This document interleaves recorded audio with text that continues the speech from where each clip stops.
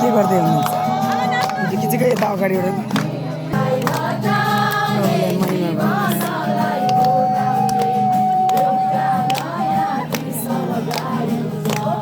makeup गरेको त राम्रै रहेछ अलिकबाट खिच्नु चाहिँ खिचौँ न दिदी तपाईँकोबाट